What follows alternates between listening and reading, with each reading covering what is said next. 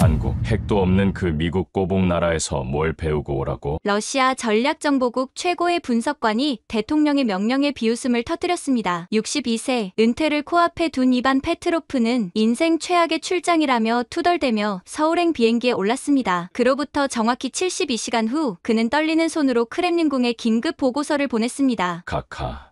육지에 뿌리 박은 항공모함을 상상해 보셨나요? 파도에 흔들리지 않고 연료도 필요 없으며 절대 격침되지 않는 불침함. 한국은 말을 아꼈고 우리는 말문이 막혔습니다. 이것은 단순한 군사 기지가 아닙니다. 한국이라는 나라 전체가 거대한 무기였고 그들의 전략은 너무나 교묘하게 숨겨져 있었습니다. 카카, 제가 내릴 수 있는 결론은 하나뿐입니다. 이들은 조용한 미치광이들입니다. 이 충격적인 보고서가 세계를 뒤흔든 이야기, 지금 시작합니다. 저는 이반 페트로프입니다. 62살, 러시아 전략정보국에서 35년간 극동 안보를 분석해온 노병이죠. 제 할아버지는 1950년 한국전쟁에 소련 공군 비밀 고문단으로 참전했었습니다. 돌아가시기 전 항상 말씀하셨죠. 이반, 한국인들을 절대 얕보지 마라. 그들은 맨손으로도 탱크를 막는 민족이다. 어린 시절엔 그저 전쟁 트라우마로 생긴 과장이라고 생각했습니다.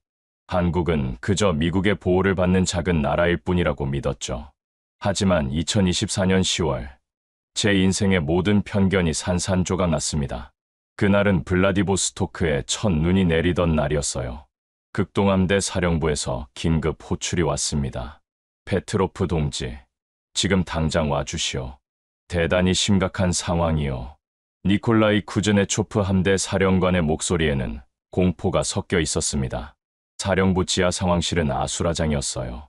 대형 스크린에는 동해 지도가 펼쳐져 있었고 빨간 점 3개가 깜빡이고 있었죠. 이게 뭡니까? 제가 물었습니다. 우리 핵잠수함들입니다. 작전 참모가 창백한 얼굴로 답했어요. 보리소프, 네르친스크, 그리고 블라디미르함, 모두 최신의 야생급입니다. 그래서요? 무슨 문제가 있습니까? 세 척 모두가 추적당하고 있습니다. 한국에 의해서요. 순간 제 귀를 의심했습니다. 야생급은 세계에서 가장 조용한 잠수함 중 하나예요. 미국조차 추적하기 어려운데 한국이요? 정확히 어떤 상황입니까? 제가 다그치자 쿠즈네초프가 직접 설명했습니다. 3일 전 보리소프함이 울릉도 남방 100km 해역을 지나고 있었소. 수심 400m, 소음 차단 모드였는데 갑자기 한국 해경 헬기가 정확히 우리 위치에 나타났소. 그것도 한 대가 아니라 6대가 교대로요. 우연의 일치일 수도. 그렇게 생각했소. 그래서 네르친스크와 블라디미르를 다른 경로로 보냈지. 하지만 결과는 똑같았소. 마치 우리가 수면 위를 달리는 것처럼 정확히 따라왔어. 더 충격적인 건 다음이었습니다. 화면에 음향 분석 자료가 떴는데 한국 어선들에서 나오는 소나 신호였어요. 이건 군사용 아닙니까? 맞소. 그런데 오징어잡이 어선에서 나오는 신호요. 그때 문이 벌컥 열리며 정보부 연락관이 뛰어들어왔습니다. 사령관님, 중국에서 긴급 통신입니다. 암호화된 메시지를 해독하자 또 다른 충격이 기다리고 있었죠. 중국 해군도 같은 경험을 했다는 내용이었습니다. 그들의 최신의 잠수함 4척이 한국 근해에서 노출됐다고요. 이건 말이 안 됩니다. 제가 머리를 흔들었어요. 한국이 어떻게 러시아와 중국의 최신 잠수함을 동시에. 그래서 페트로프, 당신이 필요한 거요. 쿠즈네초프가 제 어깨에 손을 올렸습니다. 30년간 한국을 봐온 당신이 직접 가서 확인해 주시오. 그들이 대체 뭘 숨기고 있는지. 사흘 후, 저는 블라디보스토크 자연과학 아카데미 해양생물학연구원이라는 위장 신분을 갖게 됐습니다. 여권과 서류는 완벽했죠. KGB 시절부터 써온 검증된 신분이었으니까요. 출발 전날 밤, 집에서 할아버지의 일기장을 꺼내봤습니다. 1951년 12월 5일자 일기에 이런 구절이 있었어요. 오늘 중공군에 포위된 미해병 4단을 구하러 온 한국 해병대를 봤다. 장비도 변변치 않은 그들이 어떻게 중공군 3개 사단을 뚫고 왔는지 이해할 수 없다. 이 민족에게는 뭔가 특별한 것이 있다. 다음 날 아침, 공항으로 가는 길에 아내가 물었습니다. 정말 가야 해요. 은퇴까지 2달밖에 안 남았잖아요. 국가가 부르면 가야지. 제가 웃으며 답했지만 사실 불안했습니다. 비행기가 이륙하고 창밖으로 동해가 보였을 때 갑자기 할아버지 목소리가 들리는 것 같았어요. 한국인들을 얕보지 마라. 그리고 곧 저는 그 경고가 얼마나 정확했는지 뼈저리게 느끼게 됩니다. 서울행 비행기 안에서 옆자리 한국인 사업가와 대화를 나눴습니다. 러시아에서 뭐 하시는 분이세요? 해양 연구를 합니다. 이번에 한국 동해안 생태계 조사차 가는 길이에요. 그가 잠깐 멈칫하더니 미소를 지었습니다. 아, 그러세요? 요즘 우리 바다가 많이 깨끗해졌죠. 물고기들도 많이 늘었고요. 평범한 대화였지만 그의 눈빛에서 뭔가를 느꼈습니다. 경계심, 아니면 비밀을 아는 자의 여유. 착륙이 가까워질수록 제 심장은 빨리 뛰기 시작했습니다. 대체 이 작은 나라가 무슨 비밀을 숨기고 있는 걸까요? 인천공항에서 포항으로, 다시 포항에서 울릉도행 쾌속선에 올랐습니다. 파도가 거칠어 배가 심하게 흔들렸지만 더 흔들린 건 제 마음이었죠. 갑판에 나가 담배를 피우는데 한 노인이 다가왔습니다. 러시아 분이시네요. 놀랐습니다. 제가 한마디도 하지 않았는데 어떻게 알았을까요? 담배 피우는 모습에서 알 수 있죠. 우리 아버지도 러시아 분한테 담배 피우는 법을 배웠거든요. 그가 웃으며 말했습니다. 언제요? 한국전쟁 때요. 소련 고문관들이 북쪽에 많았잖아요. 순간 등골이 서늘했습니다. 이 노인이 단순한 사람이 아니란 걸 직감했죠. 성함이 김혜준입니다. 울릉도에서 오징어잡이 하죠. 오징어잡이. 극동함대 보고서에 나온 바로 그 어선들이 떠올랐습니다. 울릉도엔 러시아 분들이 가끔 오시나요? 제가 조심스럽게 물었죠. 글쎄요. 공식적으로 오는 분들은 가끔 있죠. 비공식적으로는. 그가 의미심장하게 웃었습니다. 우리가 다 알죠. 바다에선 비밀이 없어요. 2시간 반 후 울릉도가 모습을 드러냈습니다. 우뚝 솟은 바위산과 에메랄드빛 바다. 겉보기엔 평화로운 관광지였죠. 하지만 항구에 들어서자 이상한 점들이 보이기 시작했습니다. 어선들의 장비가 예사롭지 않았어요. 일반 어선에는 없어야 할 안테나들, 그리고 선체 아래 튀어나온 돌기들. 택시를 타고 숙소로 가면서 기사에게 물었습니다. 공항 공사가 끝났다고 들었는데요? 네, 작년에 완공했어요. 이제 서울에서 1시간이면 와요. 관광객이 그렇게 많나요? 글쎄요, 그것보다는 비상시를 대비한다고 하더라고요. 비상시. 그 단어가 귓가에 맴돌았습니다. 공항에 도착했을 때 숨이 막혔어요. 활주로 길이 1200m, 폭 36m. 제가 아는 모든 전투기가 이착륙 가능한 규격이었습니다. 더 놀라운 건 활주로 끝에 급속 정비 시설이었죠. 민간 공항에는 필요 없는 시설들이었습니다. 숙소에 짐을 풀고 곧바로 현장 답사에 나섰습니다. 해안 도로를 걷다가 이상한 건물을 발견했어요. 해양환경감시센터라는 간판이 붙어 있었지만 건물 구조는 영락없는 군사시설이었습니다. 특히 옥상의 레이돔은 최신형 3차원 레이더에나 쓰이는 것이었죠. 구경하세요. 갑자기 뒤에서 목소리가 들렸습니다. 젊은 여성이 서 있었어요. 아, 저는 러시아에서 온 해양연구원입니다. 그러세요? 저는 여기서 일해요. 들어와서 차라도 한잔 하시죠. 건물 내부는 더 충격적이었습니다. 벽면 가득한 모니터들, 실시간으로 업데이트되는 해상 정보, 그리고 수중 음향 분석 화면이었죠. 이게 다 뭡니까? 제가 물었어요. 해양 생태 모니터링이요. 고래 이동 경로 추적하고 어족 자원 조사하고. 하지만 제 눈은 속일 수 없었습니다. 화면에 표시된 음향 신호는 고래가 아니었어요. 금속성 물체, 그것도 스크루 추진 방식의 잠수함이었습니다. 그날 저녁 항구 근처 포장마차에서 소주를 마셨습니다. 옆자리에 어부들이 대화하는 게 들렸죠. 오늘도 북쪽에서 이상한 소리가 났어. 또 몇 시쯤, 새벽 3시쯤 엔진 소리가 묵직하던데. 러시아 것이겠네. 중국 것은 좀 더 날카롭잖아. 귀를 의심했습니다. 일반 어부들이 잠수함 엔진 소리를 구별한다고요? 실례지만 제가 끼어들었습니다. 잠수함 소리를 어떻게 구별하시나요? 그들이 서로를 보며 웃었어요. 우리가 누군지 아세요? 3대째 이 바다에서 살아온 사람들이에요. 바다 속소리는 다 구별하죠. 한 어부가 소주잔을 들며 말했습니다.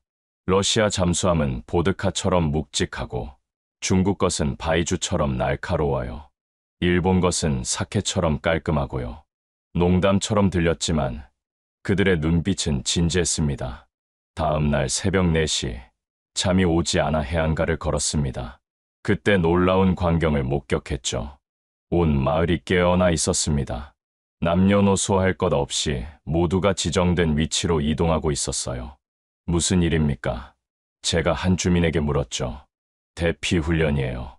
매달 하죠. 새벽 4시에 대피 훈련이라니. 그것도 실제 전시 상황처럼 철저하게.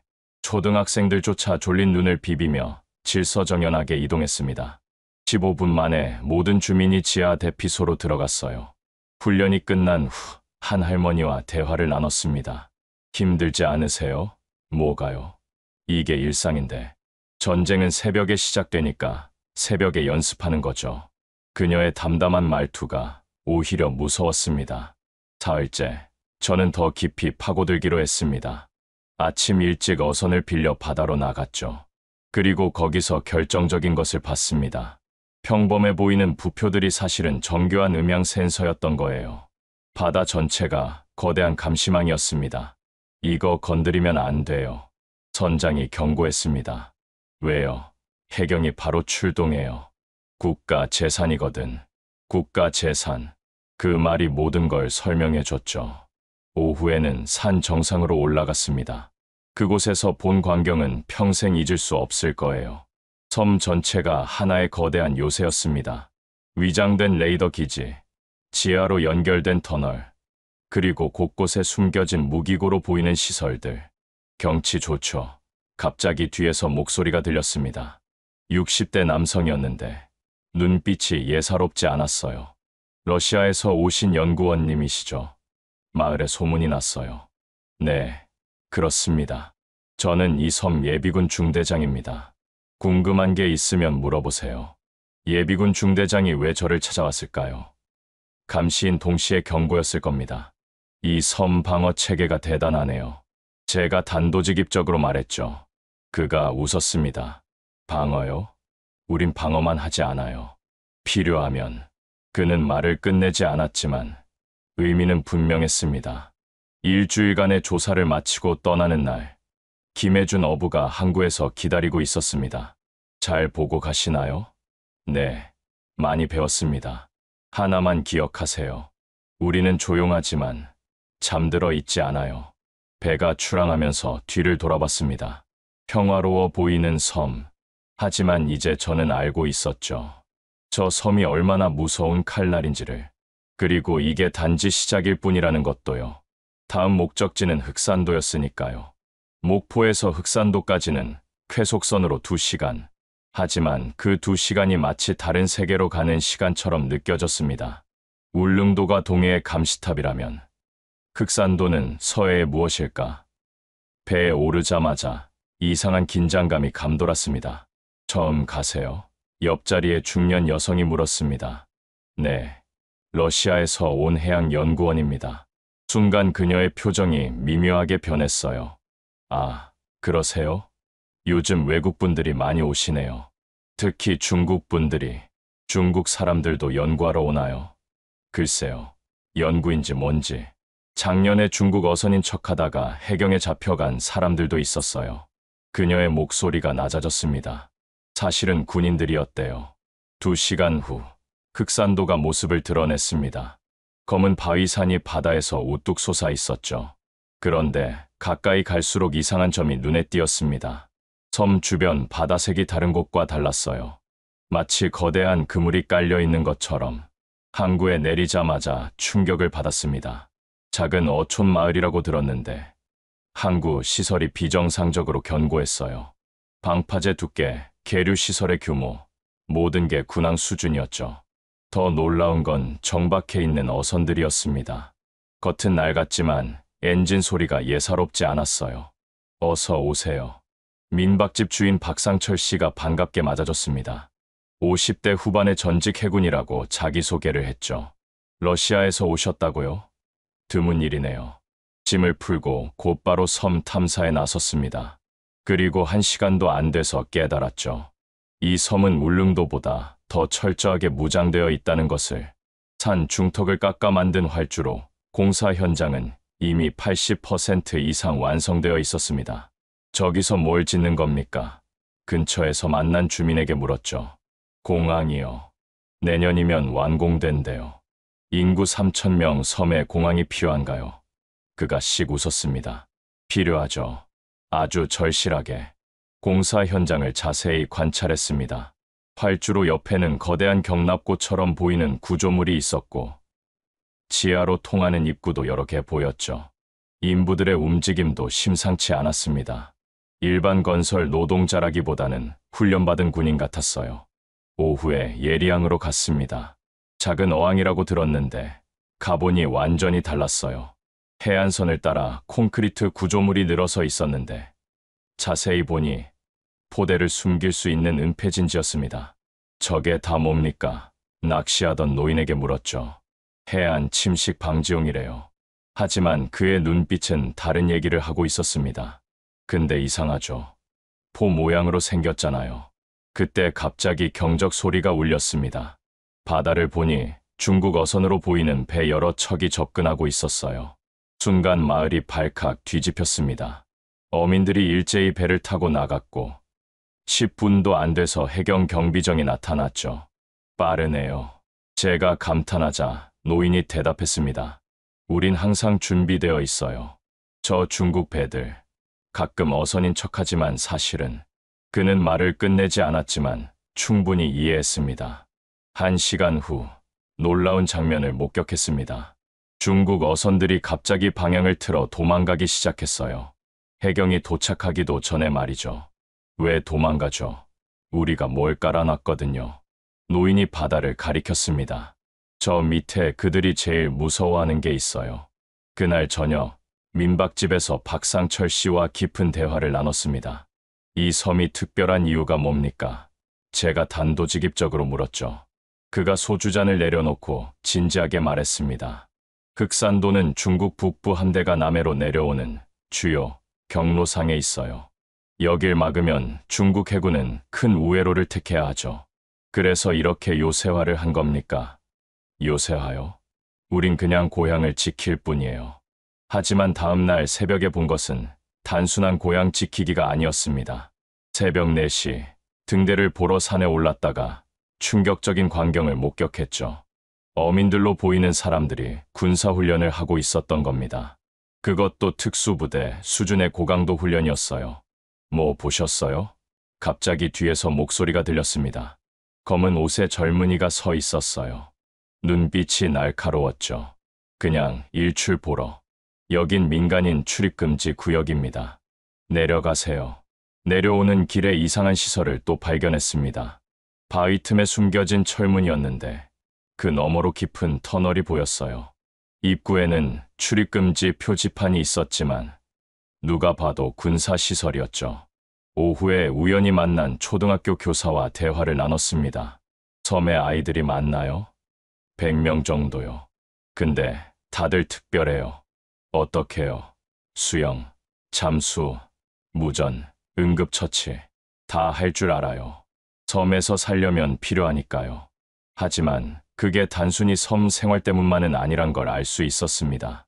아이들이 쓰는 용어, 움직이는 방식, 모든 게 군사훈련을 받은 것 같았거든요. 닷새째, 저는 결정적인 증거를 발견했습니다.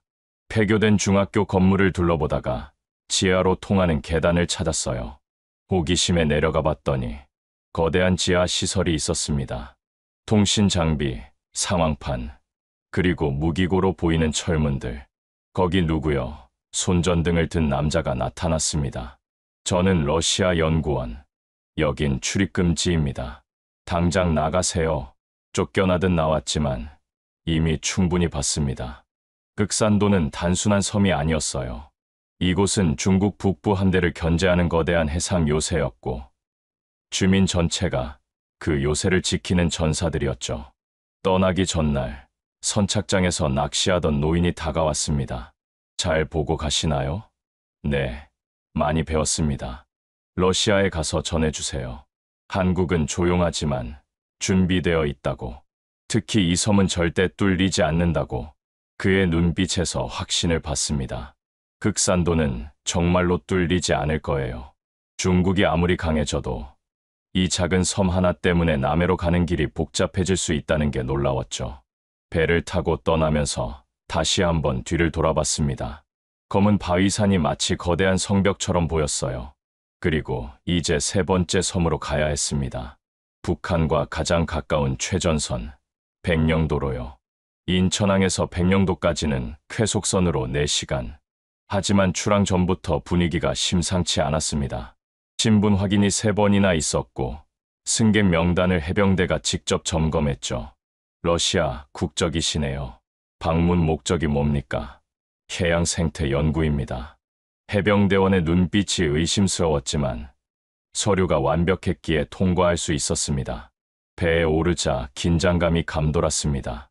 다른 섬으로 갈 때와는 완전히 달랐어요. 승객들도 대부분 주민이거나 군 관계자로 보였죠. 관광객은 거의 없었습니다. 백령도는 처음이세요? 옆자리의 중년 남성이 물었습니다. 네, 러시아에서 왔습니다. 아, 그럼 조심하세요. 여긴 좀 특별하거든요. 2시간쯤 지났을까요? 갑자기 엔진 소리가 작아지더니 배가 속도를 줄였습니다. 지금부터 서해 북방 안개선 인근입니다. 모두 객실 안에 계세요. 방송이 나왔죠. 창밖을 보니 해군 고속정이 우리 배를 호위하고 있었습니다. 백령도가 보이기 시작했을 때 저는 숨을 멈췄습니다. 거대한 바위섬이 마치 항공모함처럼 바다에 떠 있었어요. 그리고 섬 곳곳에는 위장도 하지 않은 군사시설들이 즐비했습니다. 포대, 레이더, 철조망. 이곳은 숨길 필요조차 없는 요새였죠. 용기 포항에 내리자 즉시 신분 확인이 있었습니다. 페트로프 씨, 여기 오신 목적을 다시 한번 말씀해 주세요. 해병대 중위가 날카롭게 물었죠. 해양 생태 연구차. 알겠습니다. 단, 군사시설 접근은 절대 금지입니다. 위반 시 즉시 체포될 수 있습니다. 숙소로 가는 길, 택시 기사가 말했습니다. 여기가 북한 장산고지에서 14km밖에 안 떨어져 있어요. 맑은 날엔 육안으로도 보이죠. 무섭지 않으세요? 무서워요. 왜요? 우리가 더 세니까. 그의 자신감이 인상적이었습니다. 공포가 아닌 자부심. 그게 백령도 주민들의 정서였어요. 숙소에 짐을 풀고 곧바로 해안으로 나갔습니다. 그리고 충격을 받았죠. 해안선 전체가 요새화되어 있었습니다. 콘크리트 진지, 철조망, 그리고 곳곳에 숨겨진 화기 진지들. 사진 찍으면 안 됩니다. 순찰 중인 해병이 경고했어요. 그냥 보는 것도 안 되나요? 보는 건 되는데 너무 자세히 보지 마세요. 다음 날 저는 섬 중앙부로 갔습니다. 그리고 또다시 익숙한 광경을 봤죠. 1200m 활주로 공사가 한창이었습니다. 하지만 이번엔 달랐어요. 공사 현장 전체를 해병대가 경계하고 있었고 중장비들도 군용이었죠. 여긴 출입금지입니다. 초병이 막아섰어요. 멀리서 보기만 해도 안 됩니까? 안 됩니다. 돌아가세요. 하지만 언덕에서 본 것만으로도 충분했습니다. 활주로 옆에는 거대한 지하시설 입구가 여러 개 있었고 대공포 진지로 보이는 구조물도 있었죠. 이건 단순한 공항이 아니었습니다. 공군 기지였어요. 오후에 면사무소 근처를 지나다가 놀라운 장면을 목격했습니다. 초등학생들이 운동장에서 훈련을 하고 있었는데 그게 일반적인 체육 수업이 아니었어요. 드론을 조종하고 있었던 겁니다. 그것도 군용으로 보이는 정찰 드론을요. 애들이 드론을 다루네요. 지나가던 주민에게 물었죠. 요즘은 다 배워요. 컴퓨터 시대니까요. 하지만 그게 단순한 컴퓨터 교육이 아니란 걸 알 수 있었습니다. 아이들의 손놀림이 너무 능숙했거든요. 저녁에 식당에서 우연히 예비군 훈련을 마친 남자들을 만났습니다. 훈련이 힘드셨겠네요. 익숙해요. 한 달에 한 번씩 하니까. 한 달에 한 번이요? 네. 여긴 최전선이니까요. 육지는 1년에 한두 번이지만 더 놀라운 건 그들의 훈련 내용이었습니다. 오늘은 뭐 하셨어요? 대전차 로켓 사격이랑 시가전 훈련요.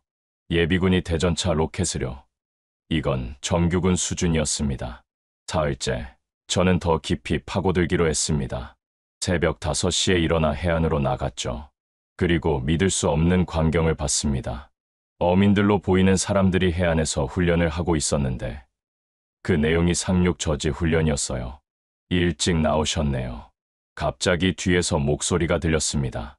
60대 노인이었는데 체격이 군인 못지않았죠. 저 분들이 어민입니까? 낮엔 어민이고 필요하면 전사가 되죠. 그가 자신을 소개했습니다. 최봉수, 전직 해병대 상사였고 지금은 어민회장이라고요. 러시아에서 오셨다고 들었어요. 뭘 조사하시나요? 해양 생태요. 그래요? 우리 바다엔 특별한 게 많죠. 특히 철갑상어가 많아요. 철갑상어. 러시아 잠수함을 빗댄 은유였습니다. 그들은 우리가 뭘 하는지 다 알고 있었던 거예요. 가끔 구경하나요? 제가 받아쳤죠. 자주 와요. 하지만 오래 있지 못하죠. 여긴 그물이 촘촘하거든요. 넷째 날, 저는 충격적인 것을 발견했습니다. 폐쇄된 군부대 털을 둘러보다가 지하 벙커를 찾았어요. 들어가 보니 아직도 사용 중이었습니다. 최신 통신 장비와 상황판, 그리고 미사일 발사대로 보이는 구조물이 있었죠. 거기 누구야? 총을 든 군인들이 나타났습니다. 저는 러시아 연구원. 손 들고 나와 천천히 몇 시간의 조사 끝에 풀려났지만 분명한 경고를 받았습니다. 다시 한번 군사 지역 침입하면 간첩죄로 구속됩니다. 마지막 날 최봉수 회장이 찾아왔습니다. 내일 떠나신다고요? 네, 그렇습니다. 하나만 전해주세요. 백령도는 70년간 한 번도 뚫린 적이 없어요. 앞으로도 그럴 거고요. 왜 이렇게 자신하십니까? 우린 모두가 군인이에요. 남자도, 여자도, 아이들도. 이 섬에 상륙하려면 주민 5,000명을 모두 제압해야 해요. 그게 가능할까요? 떠나는 배 위에서 북쪽을 바라봤습니다. 희미하게 북한 해안이 보였죠. 그토록 가까운 거리. 하지만 그 사이엔 넘을 수 없는 벽이 있었습니다. 백령도라는 철벽이요. 3개의 섬을 모두 봤습니다. 동해, 서해, 그리고 북방의 3요새. 하지만 이게 끝이 아니란 걸 곧 알게 됐죠.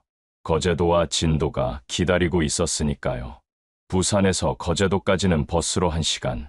하지만 거가대교를 건너면서부터 뭔가 다른 기운이 느껴졌습니다. 세계 최대의 조선소들이 늘어선 이 섬에는 쇠와 기름 냄새만 있는 게 아니었어요. 전투함의 살기가 감돌고 있었죠. 관광 오셨어요? 옆자리 아주머니가 물었습니다. 아니요, 해양산업연구차 왔습니다. 아, 그럼 조선소 구경하시겠네요. 우리 남편도 거기서 일해요. 30년째요. 거제 시내에 도착해서 숙소를 잡고 곧바로 조선소 지역으로 향했습니다. 그런데 첫 번째 검문소에서부터 막혔어요. 일반인은 출입할 수 없습니다. 저는 연구원인데요. 사전 허가 없이는 안 됩니다. 할 수 없이 외곽에서 관찰하기로 했습니다. 언덕에 올라가서 본 조선소의 규모는 상상을 초월했어요. 거대한 크레인들, 끝없이 펼쳐진 도크들. 그런데 이상한 점이 있었습니다. 민간 선박 건조 구역과 확실히 구분된 특별 구역이 있었던 거예요. 저기는 뭘 만드는 곳입니까? 근처 카페 주인에게 물었죠. 군함 만드는 데요. 잠수함도 만들고. 보안이 철저하겠네요. 철저하죠. 거기 일하는 사람들은 특별 교육도 받아요. 그날 저녁 조선소 노동자들이 모이는 술집에 갔습니다. 그리고 놀라운 얘기를 들었죠. 우리가 만드는 배는 특별해요. 한 용접공이 소주를 마시며 말했습니다. 어떻게 특별한데요? 겉으론 민간 선박이지만 필요하면 언제든 군함이 될 수 있게 설계돼요. 그게 가능합니까? 당연하죠. 이중 선체, 무기 장착 포인트, 통신 시스템 다 준비되어 있어요. 전시엔 일주일이면 개조 끝이에요. 더 충격적인 건 다음 날 들은 얘기였습니다.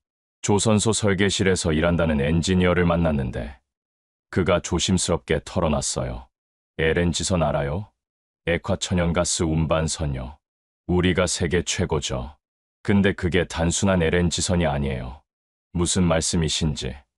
전시엔 그게 전부 군수 지원함이 돼요. LNG 탱크를 비우면 거대한 화물창이 되고 특수 설계된 갑판은 헬기 착륙장이 되죠. 게다가 그는 주위를 둘러보고 목소리를 낮췄습니다. 선체가 군함 수준으로 두꺼워요. 어뢰 한두 발은 견딜 수 있죠. 3일째, 저는 더 깊이 파고들었습니다. 새벽에 조선소 주변을 돌다가 특이한 훈련을 목격했어요. 노동자들이 군사훈련을 받고 있었던 겁니다. 대형 화재 진압처럼 보였지만 자세히 보니 함정 손상 통제 훈련이었어요. 일반 안전훈련 아닙니까? 제가 경비원에게 물었죠. 안전훈련 맞아요. 하지만 여긴 군함도 만드니까 특별한 안전훈련이 필요하죠. 오후에 거제도 남쪽 해안을 둘러봤습니다. 그리고 또 하나의 비밀을 발견했죠. 작은 조선소처럼 보이는 시설이 있었는데 가까이 가보니 잠수함 정비 시설이었습니다. 민간 시설로 위장되어 있었지만 보안이 삼엄했어요. 저긴 뭐 하는 곳입니까? 근처 어부에게 물었습니다. 배 고치는 데요. 무슨 배요? 글쎄요. 가끔 이상한 배가 들어가는데 물속으로 들어가는 배 같더라고요. 더 놀라운 건 노동자들의 의식이었습니다. 식당에서 만난 한 반장이 자랑스럽게 말했어요. 우리가 만든 구축함이 림팩 훈련에서 1등했대요. 미국 배보다 성능이 좋다고. 군함 만드는 게 자랑스러우신가요? 당연하죠. 나라 지키는 배를 만드는 건데 그들에게 조선소는 단순한 직장이 아니었습니다. 국방의 최전선이었죠. 노동자 하나하나가 자신이 만드는 배가 언젠가 조국을 지킬 거라는 자부심을 갖고 있었어요. 마지막 날 충격적인 정보를 입수했습니다. 은퇴한 조선소 간부를 만났는데 그가 놀라운 얘기를 했어요.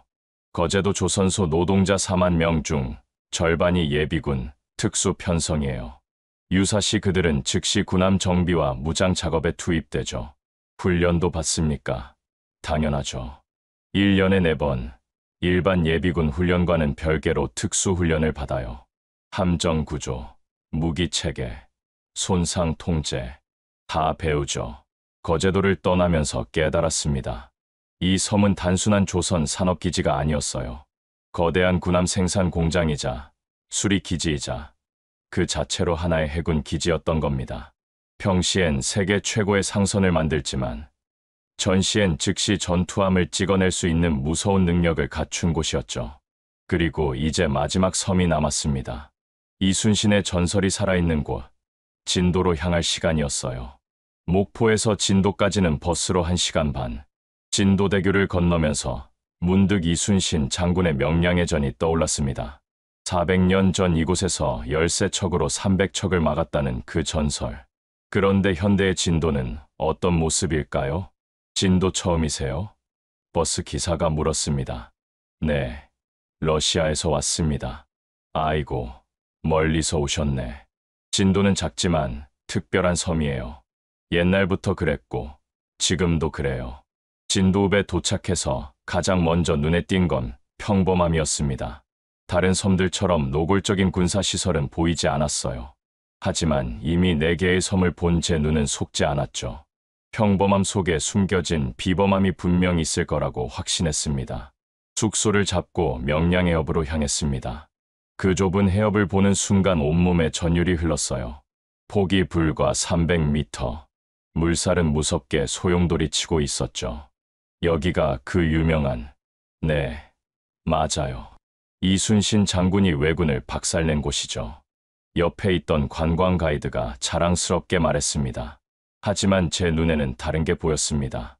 해협 양쪽 언덕에 설치된 구조물들. 관측소라고 했지만 포대를 설치하기에 완벽한 위치였어요. 그리고 해협 아래 바다색이 이상했습니다. 뭔가 대규모 수중 구조물이 있는 것 같았죠. 저 바다색이 왜 저렇죠? 제가 물었습니다. 아, 그건 인공 어초 때문이에요. 물고기들 서식지로 만들었죠. 하지만 그 인공 어초의 배치가 너무 전략적이었어요.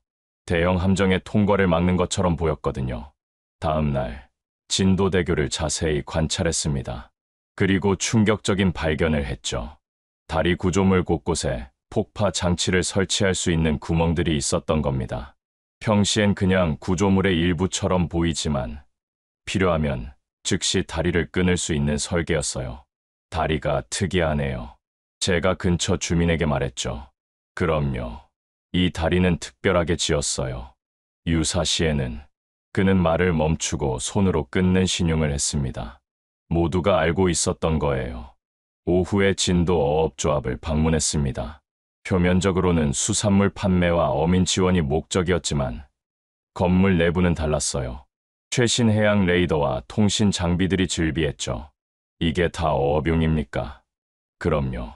요즘은 과학적으로 해야죠. 어군 탐지도 하고 날씨도 보고. 하지만 화면에 표시된 정보는 어군만이 아니었습니다. 선박 이동 경로, 속도, 크기까지 실시간으로 추적하고 있었어요. 이건 해군 작전 상황실 수준이었죠. 사흘째, 저는 더 놀라운 것을 발견했습니다.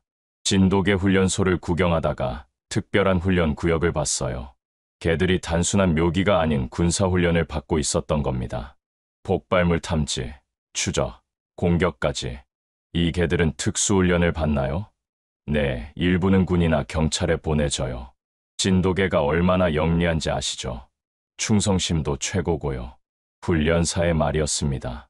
더 충격적인 건 섬 곳곳에 숨겨진 지하 시설들이었습니다. 판소리 전수관을 방문했다가 우연히 지하로 통하는 문을 발견했어요.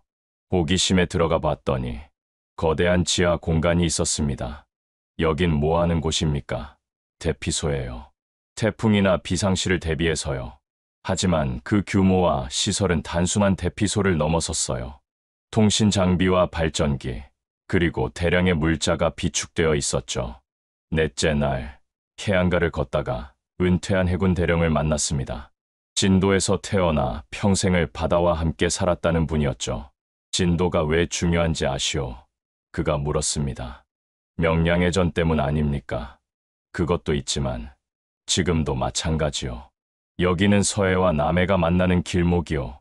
중국이 남쪽 바다로 나가려면 지나갈 수 있는 곳이죠. 그래서 이렇게 요새화를 한 겁니까? 요새화요? 우린 그저 조상들의 지혜를 이어받았을 뿐이요. 좁은 해협을 이용해서 강한 적을 막는 법을요.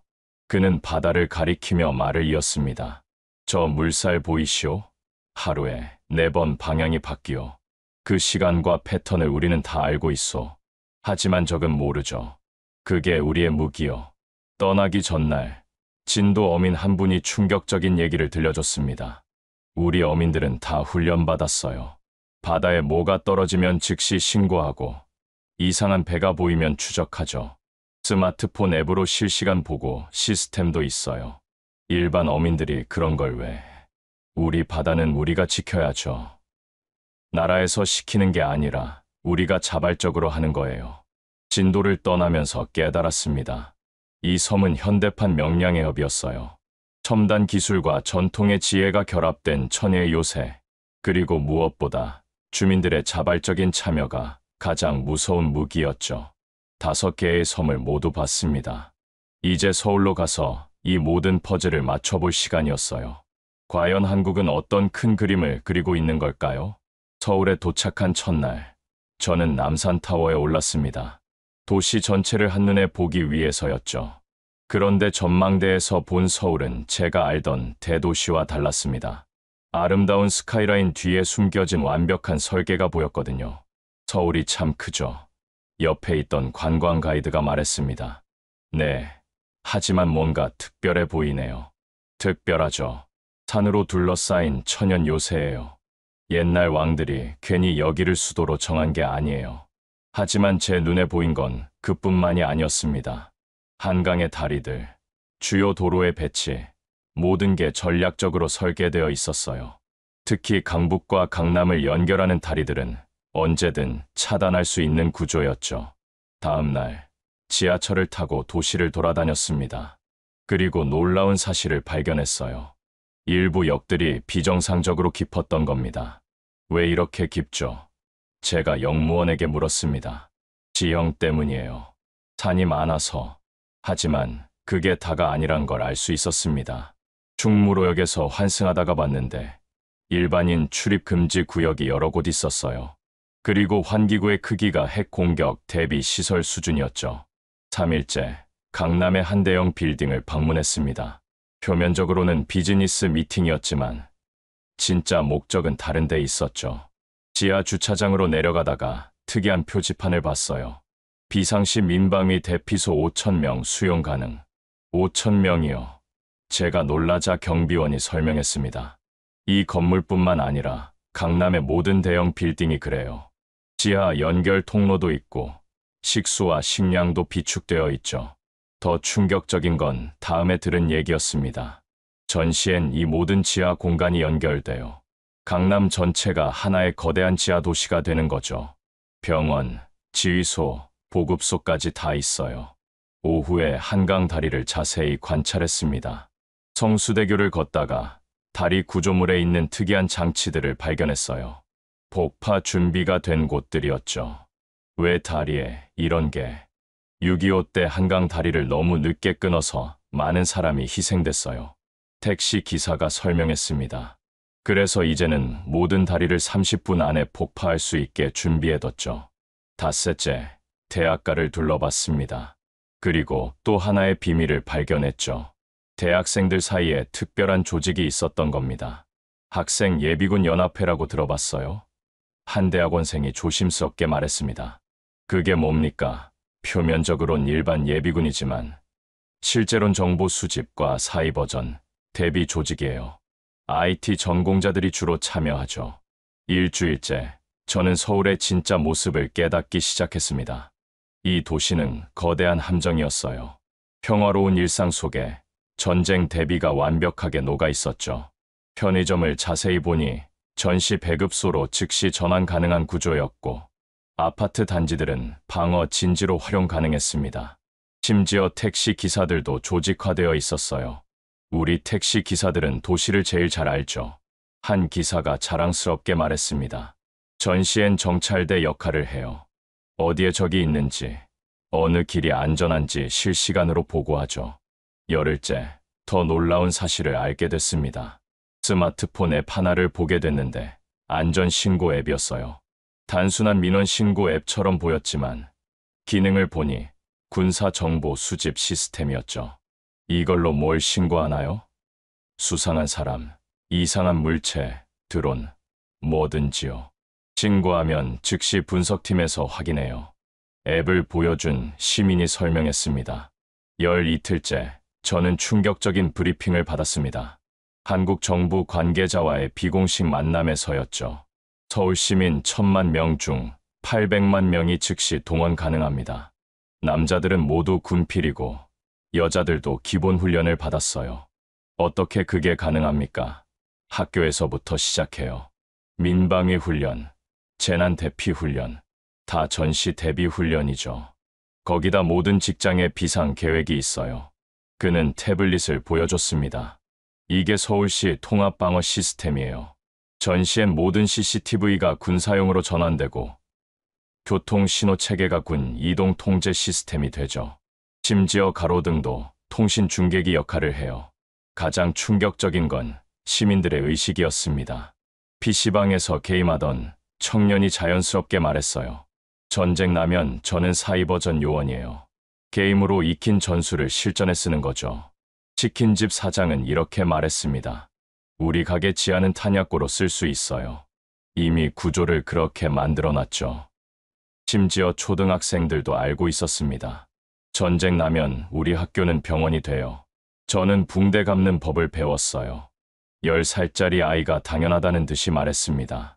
마지막 날, 저는 63빌딩 지하로 안내받았습니다. 거기엔 제가 상상도 못한 시설이 있었죠. 지하 50m에 구축된 거대한 지휘 통제시였습니다. 여기가, 네, 유사시 서울방어사령부가 될 곳입니다.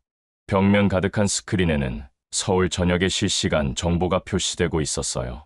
교통량, 인구 이동, 통신 트래픽, 모든 게 감시되고 있었죠.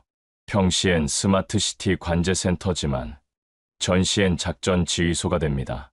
서울을 떠나기 전 마지막으로 북한산에 올랐습니다. 정상에서 서울을 내려다보며 깨달았어요. 이 도시는 함정이 아니라 요새였고 1,000만 시민은 군대였으며 일상 자체가 전쟁 준비였던 거죠. 택시를 타고 공항으로 가면서 기사가 말했습니다. 서울은 절대 안 뚫려요. 6.25 때와는 달라요. 이제 우리는 준비되어 있으니까. 그의 말이 맞았습니다. 서울은 준비되어 있었어요.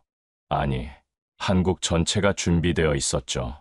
이제 이 모든 정보를 가지고 모스크바로 돌아가야 했습니다. 하지만 그 전에 들러야 할 곳이 두 군데 더 있었어요. 판문점과 부산이었죠. 판문점으로 가는 길은 엄격했습니다. 신분 확인만 4번. 그것도 매번 더 까다로워졌죠. 러시아 국적이시네요. 방문 목적이 뭡니까? 학술 연구입니다. 정전 체제 연구요. 유엔군 사령부의 허가를 받는 데만 일주일이 걸렸습니다. 마침내 판문점에 도착했을 때 첫 느낌은 의외로 평온함이었습니다. 파란 건물들, 잘 정돈된 잔디, 마치 공원 같았죠. 하지만 곧 깨달았습니다. 이 평온함이야말로 가장 무서운 위장이라는 것을. 여기가 군사분계선입니다. 안내 장교가 설명했습니다. 저 건너편이 북한이죠. 불과 몇 미터. 그 짧은 거리에 긴장감이 응축되어 있었어요. 하지만 제 눈은 다른 곳을 보고 있었습니다. 건물들의 배치, 보이지 않는 곳에 숨겨진 구조물들, 그리고 땅 아래로 이어지는 듯한 진입로들. 지하에도 시설이 있습니까? 제가 조심스럽게 물었죠. 그런 건 대답할 수 없습니다. 장교의 대답은 짧았지만 그것만으로도 충분한 답이었어요. 자유의 집에서 쉬면서 한국군 장교와 대화를 나눴습니다. 긴장되지 않습니까? 매일 적과 마주 보면서. 익숙해요. 우린 여기서 싸우는 게 아니라 지키고 있으니까요. 하지만 그의 눈빛에서 봤습니다. 그들은 단순히 지키기만 하는 게 아니었어요. 언제든 공격할 준비가 되어 있었죠. 북한군은 어떻습니까? 예전 같지 않아요. 우리가 너무 강해졌거든요. 오후에 도라 전망대에 갔습니다. 북한 땅이 한눈에 보였죠. 개성공단, 그리고 멀리 개성시까지. 그런데 전망대 주변에 이상한 구조물들이 있었어요. 관측 장비라고 했지만 제 눈에는 포대처럼 보였습니다. 저건 뭡니까? 기상 관측 장비예요. 하지만 그 기상 장비의 포구는 모두 북쪽을 향하고 있었죠. 더 놀라운 건 땅굴 관광이었습니다. 제3땅굴을 내려가면서 깨달았어요. 한국은 이 땅굴을 막은 게 아니라 역이용할 준비를 하고 있다는 것을. 곳곳에 폭발물 설치 가능한 구조, 그리고 역공격로로 보이는 갈래길들. 이 땅굴로 북한군이 침투할 수 있었겠네요. 그럴 수도 있었죠. 하지만 이제는 반대예요. 필요하면 우리가. 안내원은 말을 끝내지 않았지만 의미는 분명했습니다. JSA로 돌아와서 경비병들을 관찰했습니다. 그들의 자세, 눈빛, 모든 게 완벽했어요.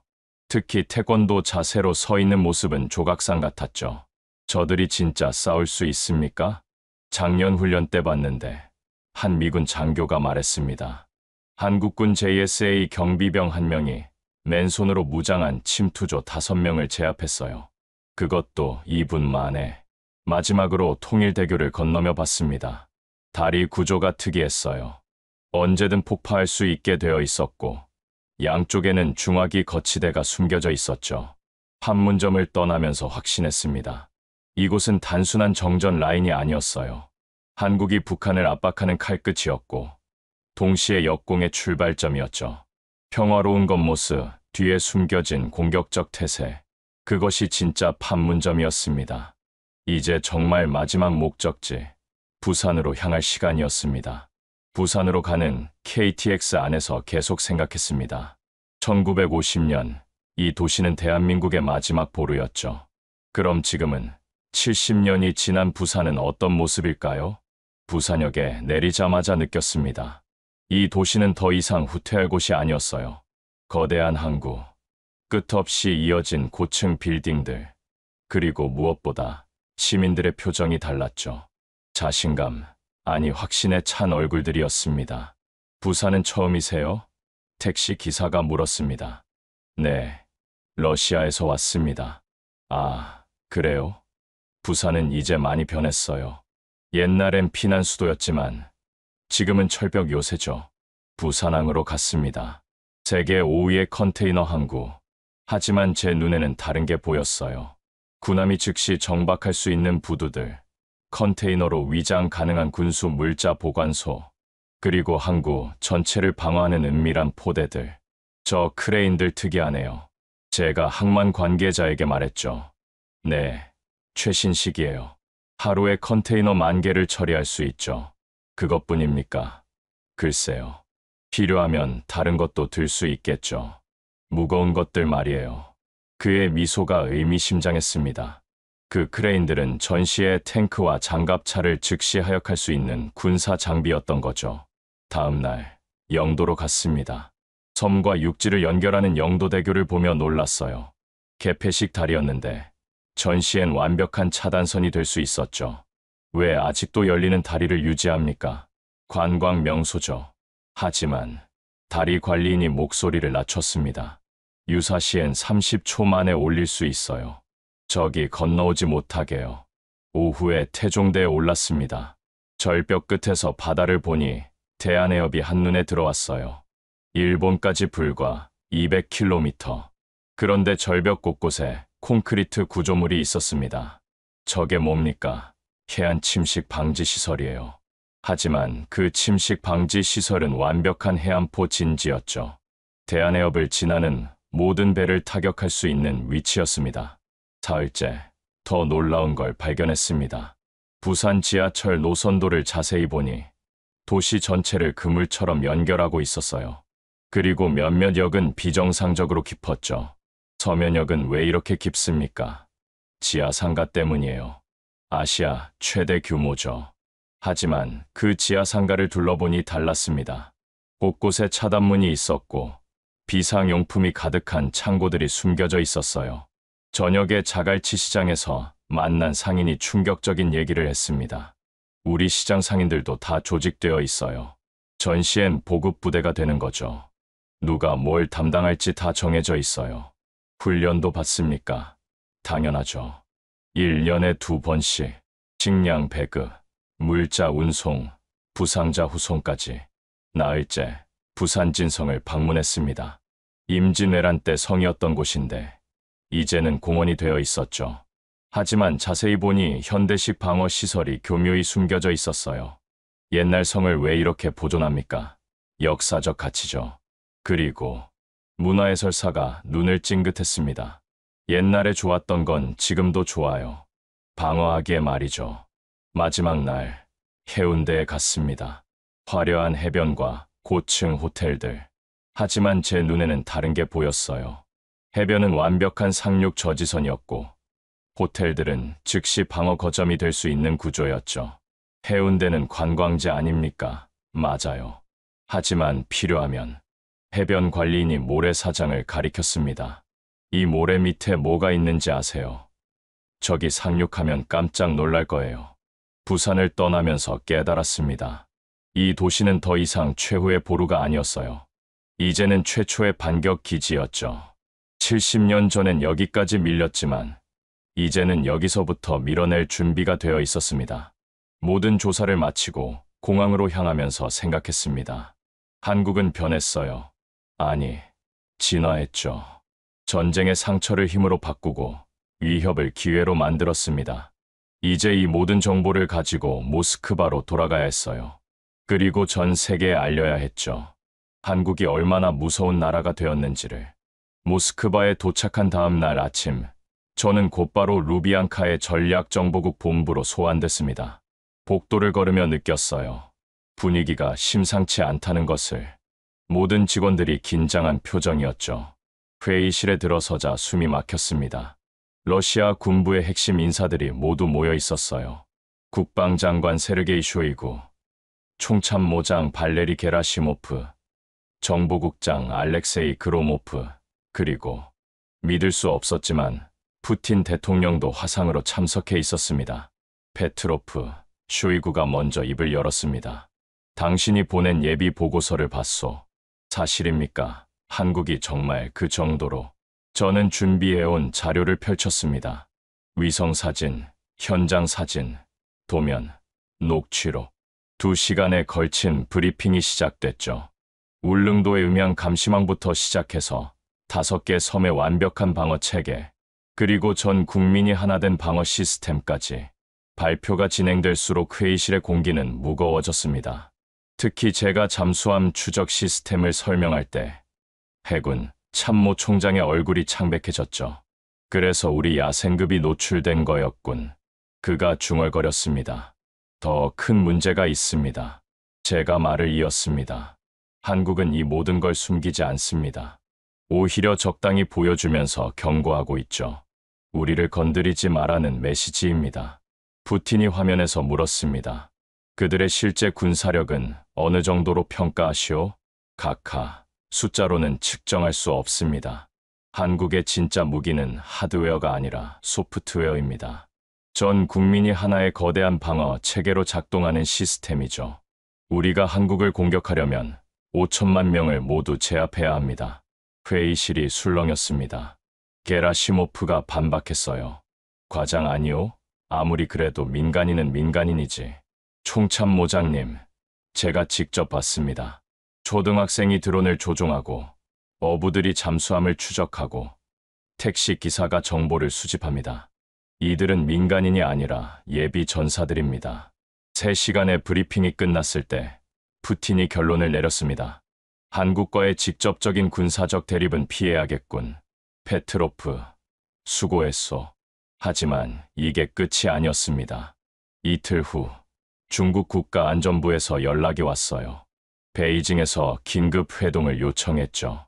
상하이의 비밀 장소에서 만난 중국 측 대표는 놀랍게도 정치국 상무위원급이었습니다.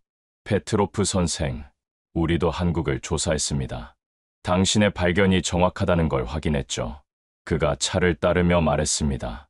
특히 흑산도와 진도, 우리 해군의 항로를 복잡하게 만들었소. 그래서 어떻게 하실 겁니까? 우리도 러시아와 같은 결론에 도달했소. 한국과의 직접 충돌은 피한다. 비용이 너무 크오. 그는 태블릿을 보여줬습니다. 중국 해군의 새로운 항로였죠. 한국 근해를 크게 우회하는 루트였습니다. 연료비가 20% 증가하지만 감수해야죠. 한국의 그물에 걸리는 것보단 낫소. 일주일 후 더 놀라운 일이 벌어졌습니다. 일본 방위성의 고위 관계자가 모스크바를 비밀리에 방문한 거예요. 료칸에서 만난 그는 단도직입적으로 말했습니다. 우리도 알고 있습니다. 한국이 만든 철벽을요. 솔직히 우리가 더 충격받았죠. 바로 옆에 있으면서도 몰랐으니까. 일본은 어떻게 대응할 겁니까? 재무장. 그게 무슨 소용입니까? 한국은 이미 우리보다 앞서 있어요. 무기가 아니라 시스템에서요. 우리는 그들과 협력하는 길을 택했습니다. 한 달 후 유엔 안전보장이사회 비공개 회의가 열렸습니다. 제 보고서가 핵심 안건이었죠. 미국 대표가 발언했습니다. 우리도 한국의 방어 체계에 놀랐습니다. 동맹국인데도 이 정도일 줄은. 영국 대표가 덧붙였습니다. 한국 모델을 연구해야 합니다. 작은 나라가 강대국을 견제하는 새로운 패러다임이요. 프랑스 대표의 말이 인상적이었습니다. 한국은 마지노선의 실패에서 배웠군요. 고정된 요새가 아니라 살아있는 요새를 만들었어. 회의 결론은 명확했습니다. 한국을 건드릴 수 없는 나라로 인정한다는 것이었죠. 공식 문서엔 없지만 모든 강대국이 암묵적으로 동의한 사항이었습니다. 그로부터 석 달 후, 저는 푸틴 대통령과의 독대에 초대받았습니다. 크렘린궁의 집무실에서 그는 물었죠. 페트로프, 솔직히 말해보시오. 우리가 한국에서 배워야 할 게 뭐요? 각하, 한국은 우리에게 중요한 교훈을 줍니다. 진정한 힘은 무기의 숫자가 아니라 국민의 의지에서 나온다는 것을요. 그들은 전쟁을 준비한 게 아니라 생존을 준비한 겁니다. 푸틴이 창밖을 바라보며 말했습니다. 70년 전 우리가 한국 전쟁에 개입했을 때 그들은 약했소. 하지만 이제는 우리가 더 조심해야 할 판이군. 제가 덧붙였습니다. 각하, 한국은 조용히 으르렁거리는 호랑이입니다. 건드리지 않으면 평화롭지만 건드리면 알겠소. 푸틴이 고개를 끄덕였습니다.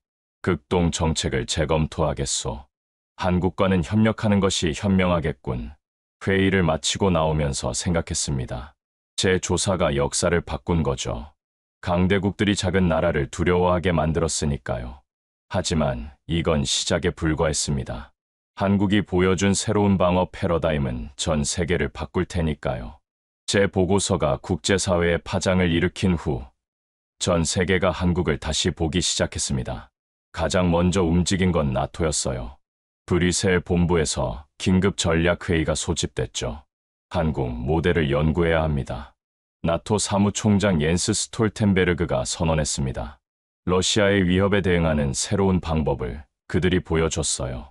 폴란드가 가장 적극적이었습니다. 국방장관이 직접 서울로 날아갔죠. 우리도 러시아와 국경을 맞대고 있습니다. 한국의 경험에서 배우고 싶어요. 한국은 놀랍게도 개방적이었습니다. 울릉도와 백령도 시찰을 허용했고 시민 방어 체계를 상세히 설명했죠. 단, 핵심 기술은 공개하지 않았습니다. 정신과 시스템은 가르쳐 드릴 수 있지만 그걸 실현하는 건 여러분 몫입니다. 한국 국방장관의 말이었죠. 이스라엘의 반응도 뜨거웠습니다. 모사드 국장이 비밀리에 서울을 방문했어요. 우리도 작은 나라입니다. 적에게 둘러싸여 있죠. 한국이 어떻게 이런 시스템을 만들었는지 알고 싶습니다. 한국 국정원장의 대답이 인상적이었습니다. 우리는 전쟁을 경험했기 때문입니다. 나라를 잃을 뻔한 경험이 우리를 바꿨죠. 이스라엘도 비슷하지 않습니까? 대만의 요청은 더 절실했습니다. 총통이 직접 전화를 걸어왔죠. 중국의 위협에 맞서는 법을 가르쳐 주십시오. 한국은 조언은 했지만 직접적인 군사 협력은 피했습니다. 중국을 자극하지 않으면서도 대만을 돕는 절묘한 균형이었죠. 가장 놀라운 변화는 일본에서 일어났습니다. 평화헌법 개정을 추진하던 일본이 갑자기 방향을 바꿨어요. 한국을 봐라. 헌법을 바꾸지 않고도 철벽 방어를 구축했다. 우리도 할 수 있다. 일본 수상의 국회 연설이었습니다. 일본은 한국식 전 국민 방어 체계 도입을 선언했습니다. 하지만 문제가 있었죠. 일본인들은 한국인들처럼 자발적으로 참여하지 않아요. 도쿄에서 만난 일본 방위성 관리가 한숨을 쉬었습니다. 한국은 위기를 기회로 만들었지만 우리는 위기를 회피하려고만 하니까요. 우크라이나의 접근은 특별했습니다. 전쟁 중인 그들에게 한국 모델은 생존의 희망이었죠. 키이우를 비밀리에 방문한 한국 특사단은 도시 방어 노하우를 전수했습니다. 서울처럼 도시 전체를 요새로 만드세요. 모든 건물이 방어 거점이 되게 하는 겁니다. 우크라이나는 빠르게 배웠습니다. 키이우 지하철은 방공호가 됐고 시민들은 정보 수집 네트워크를 구축했죠. 한국에게 배운 가장 중요한 건 정신입니다. 포기하지 않는 정신이요. 젤렌스키 대통령의 말이었습니다. 중동에서도 변화가 일어났습니다. 사우디아라비아와 UAE가 한국식 방어 시스템 도입을 검토했죠. 석유만으로는 나라를 지킬 수 없습니다. 한국처럼 국민이 무기가 되어야 해요. 사우디 국방장관의 말이었습니다. 하지만 가장 큰 변화는 군사 전략 패러다임 자체였습니다. 미국 웨스트포인트 사관학교는 교과 과정을 개편했어요. 한국식 총체적 방어 전략이 필수 과목이 됐죠. 한국은 21세기 군사 전략의 교과서입니다. 미 육군 참모 총장이 생도들에게 말했습니다. 힘의 우위가 아니라 시스템의 우위로 승리하는 법을 보여줬어요. 중국 인민해방군 대학도 마찬가지였습니다. 한국 위협 대응 연구라는 과목이 신설됐죠. 적을 알아야 이긴다. 한국이 왜 강한지 철저히 분석하라. 중국 국방대학 총장의 지시였습니다.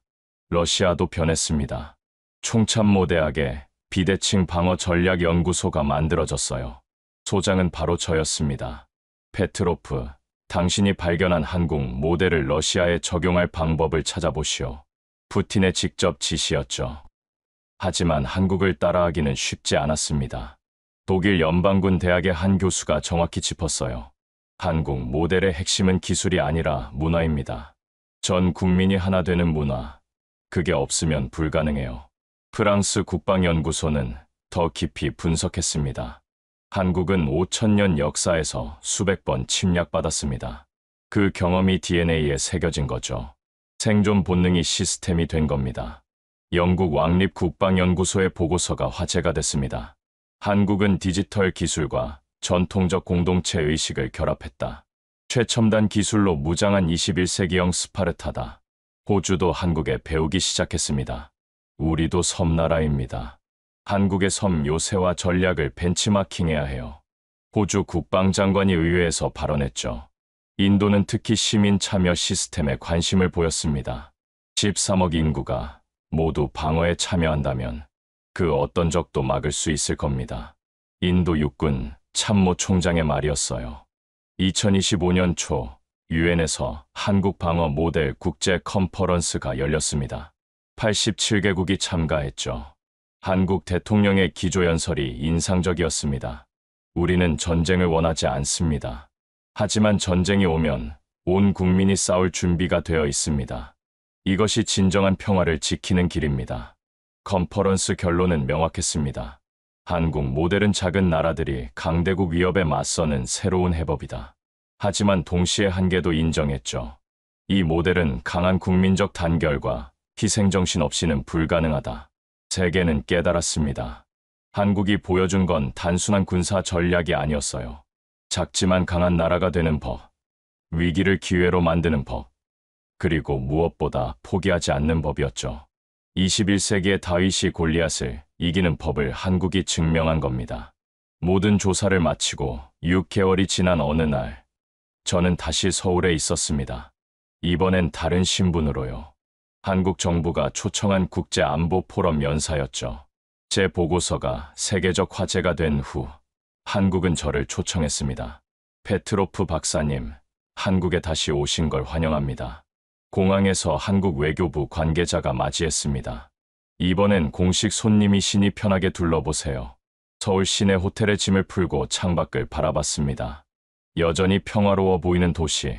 하지만 이제 저는 알고 있었죠. 이 평화로움 아래 숨겨진 강철 같은 의지를. 다음 날 국방대학교에서 열린 포럼에서 기조연설을 했습니다. 한국의 방어 체계 21세기 안보의 새로운 패러다임이란 제목이었죠. 청중석엔 각국 국방 관계자들이 가득했습니다. 한국은 우리에게 중요한 교훈을 줍니다. 제가 연설을 시작했습니다. 진정한 안보는 무기의 숫자가 아니라 국민의 의지에서 나온다는 것을요. 연설 후 질의응답 시간이 있었습니다. 독일 장교가 물었죠. 어떻게 하면 우리도 한국처럼 될 수 있습니까? 한국처럼 되려면 먼저 한국인처럼 생각해야 합니다. 그들에게 국방은 군인만의 일이 아니라 모든 국민의 일입니다. 이 의식 전환이 가장 중요해요. 포럼이 끝난 후 한국 국방장관과 차를 마셨습니다. 페트로프 박사님 덕분에 우리의 가치를 재발견했습니다. 그가 말했죠. 저는 본 것을 말했을 뿐입니다. 때론 외부의 시선이 더 정확하죠. 우리는 너무 익숙해서 특별한 줄 몰랐어요. 그날 저녁 서울 시내를 걸었습니다. 명동의 번화가, 남산의 야경, 한강의 불빛들, 모든 게 평화로웠죠. 하지만 귀를 기울이면 들렸습니다. 이 도시의 심장 박동 소리가. 편의점에 들렀다가 알바생과 대화를 나눴습니다. 학생이세요? 네, 대학교 3학년이에요. 예비군 훈련은 어때요? 재밌어요. 친구들이랑 같이 하니까. 그리고 필요한 일이잖아요. 20살 청년의 당연하다는 듯한 대답이 인상적이었습니다. 한국에선 국방이 의무가 아니라 일상이었어요. 다음 날 판문점을 다시 방문했습니다. 이번엔 공식 방문이라 더 많은 것을 볼 수 있었죠. 지하 벙커, 첨단 감시 시스템, 그리고 무엇보다 그곳을 지키는 군인들의 눈빛. 두렵지 않으세요? 제가 젊은 병사에게 물었습니다. 왜요? 제 뒤엔 5천만 국민이 있는데요. 21살 청년의 대답이었습니다. 마지막 날, 청와대 근처 카페에서 우연히 한 노신사를 만났습니다. 알고 보니 한국전쟁 참전 용사였죠. 그때와 지금이 많이 다르죠. 제가 물었습니다. 하늘과 땅 차이죠. 그가 커피를 홀짝이며 말했습니다. 그땐 우리가 약해서 밀렸지만 이젠 아무도 우릴 밀어낼 수 없어요.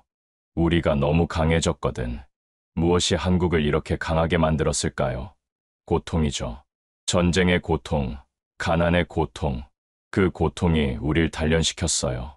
다시는 그런 일을 겪지 않겠다는 결심이 우릴 여기까지 오게 했죠. 공항으로 가는 길, 택시 기사가 라디오를 들으며 말했습니다. 또 북한이 미사일 쐈대요. 걱정되시겠네요. 뭐가요? 우리가 더 세요. 쟤들이 아무리 날뛰어도 우린 끄떡없어요. 비행기를 기다리며 생각했습니다. 한국의 진짜 무기는 첨단 장비가 아니었어요. 바로 이런 마음가짐이었죠. 전 국민이 공유하는 자신감과 결의.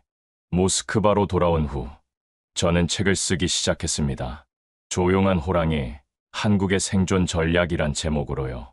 책의 마지막 문장은 이렇게 썼습니다. 한국은 작지만 강한 나라다. 조용하지만 위험 있는 나라다. 그들은 전쟁을 원하지 않지만 전쟁을 두려워하지도 않는다. 왜냐하면 그들은 이미 이겼기 때문이다. 마음속에서, 정신에서, 그리고 의지에서. 책이 출간되자 전 세계적으로 베스트셀러가 됐습니다. 많은 나라들이 한국을 배우려 했죠. 하지만 한국의 비밀은 간단했습니다. 온 국민이 하나 되어 나라를 지키겠다는 의지, 그것뿐이었어요. 최근 푸틴 대통령이 저에게 물었습니다. 페트로프, 결국 한국의 가장 무서운 무기가 뭐요? 저는 주저없이 답했습니다. 포기하지 않는 마음입니다. 각하. 그들은 70년 전 거의 모든 걸 잃었지만 포기하지 않았어요. 그리고 지금은 누구도 빼앗을 수 없는 나라를 만들었죠. 대한민국. 조용한 호랑이. 작지만 강한 나라. 그들의 이야기는 이제 시작일 뿐입니다. 세계는 앞으로도 계속 그들에게서 배울 것입니다. 어떻게 살아남는지, 어떻게 강해지는지, 그리고 어떻게 지키는지를. 지금까지 러시아 전략정보국 출신 이반 페트로프가 발견한 한국의 숨겨진 방어 체계 이야기 어떠셨나요? 작은 나라가 조용히 준비한 철벽 방어망.